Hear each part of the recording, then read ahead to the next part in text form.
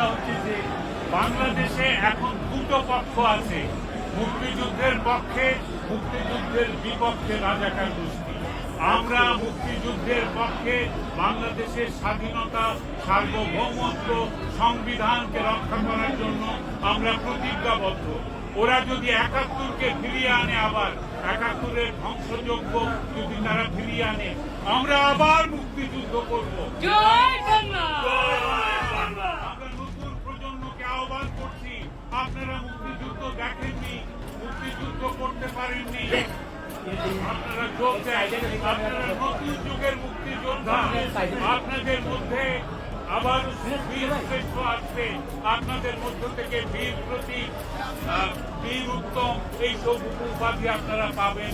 আপনারা দেশের জন্য লড়াই করেন, মুক্তিযুদ্ধে যোগ দেন। মুক্তিযুদ্ধ আবার শুরু হয়েছে। সেই মুক্তিযুদ্ধ গত ৫৪ বছর প্রয়োজন ছিল না, এখন আবার সেই প্রয়োজন এসছে। আমরা বাংলাদেশে আবার মুক্তিযুদ্ধ শুরু করব, এই রাজাকারদের বিরুদ্ধে, আলবদরদের বিরুদ্ধে এবং এই যে সন্ত্রাসী দখলদার বাহিনীর বিরুদ্ধে।